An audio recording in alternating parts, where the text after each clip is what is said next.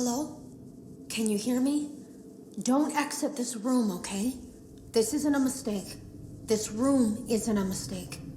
I had to hide these logs away from the core gameplay files, in a place that only a beta tester would look, and in a place where the files could be protected. I just really hope that the next development team finds this before the game is released to the public. This game has some kind of malicious code in it that we haven't been able to fully contain or even understand for that matter. We're over budget and out of time. But that's not the reason that we're shutting down. Listen, I have to keep this short so the file size will be small enough to fly under the radar. There are more. They may not be in order. I saw it for the first time today. There was a character I couldn't make out who it was, standing at the end of the hall. I thought it was just bugged out, so I made a note of it and kept playing. But then it was looking in the window, and not like Chica or Bonnie would. It was like it was actually looking in the window, seeing what I was doing.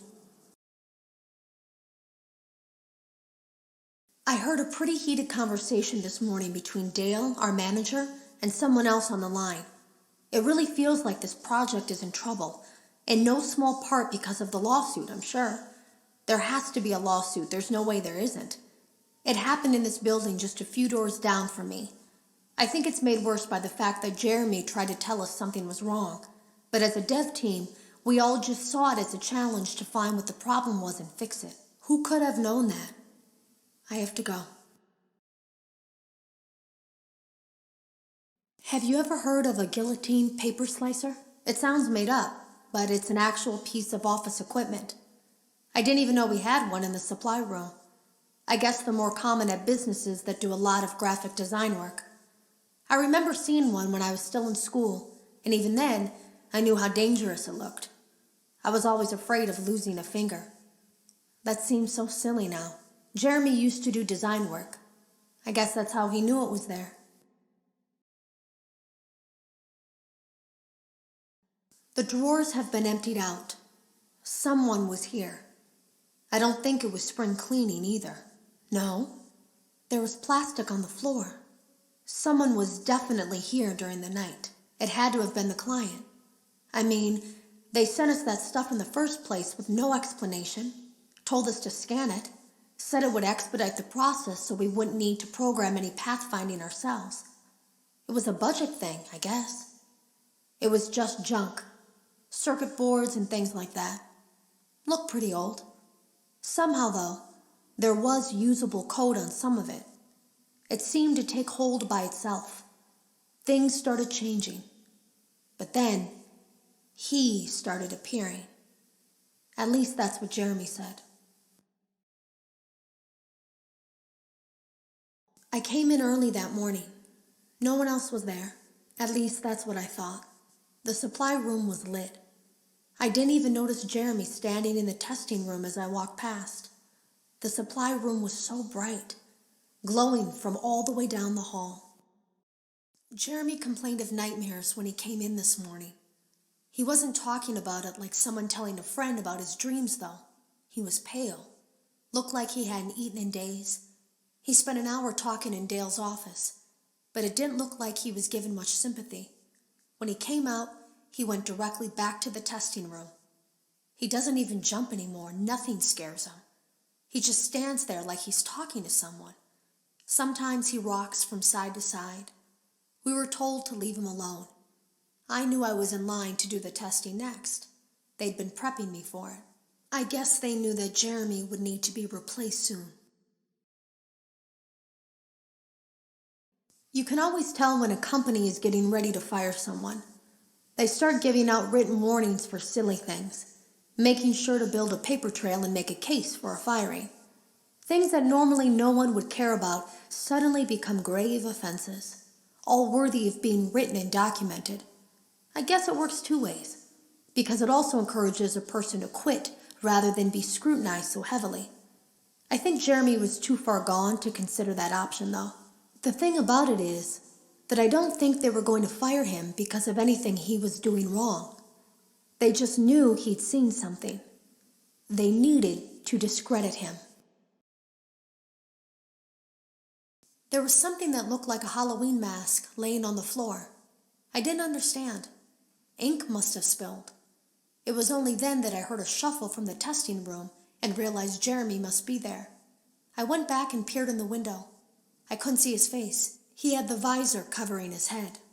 He had ink spilled on himself as well. The front of his shirt looked black in the dark room.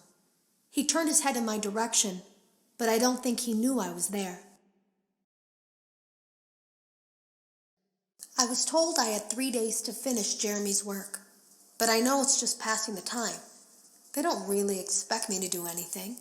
It's just to keep up appearances until the buyout is complete.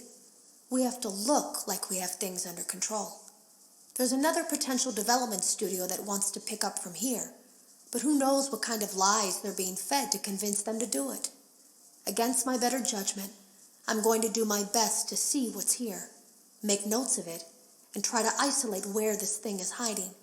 At least then the next person that tests this will have a chance of getting rid of it. Today was my last day of beta testing, and the anomaly that I've been seeing is nowhere to be found. But after inspecting some of the files, it seems that it's attached itself to these logs. My logs. That can't be an accident. So now I have to make a choice.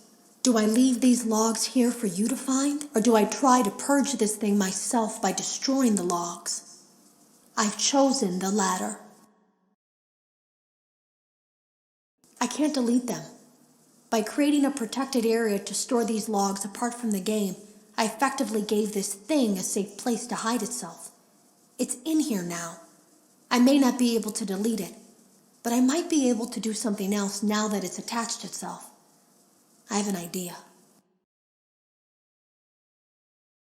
They lied to us. They lied to all of us. They told us that the whole point of this VR game was to undo the bad PR done by a rogue indie game developer who supposedly made up a bunch of crazy stories that tarnished the brand. But that's not true at all. In their haste to develop this VR game and clear their name, they sent us some things I don't think they intended us to see, such as a hard drive containing emails between Fazbear Entertainment and a certain indie developer. Fazbear Entertainment hired the game developer. Those indie games were designed to conceal and make light of what happened. This isn't just an attempt to rebrand. It's an elaborate cover-up, a campaign to discredit everything.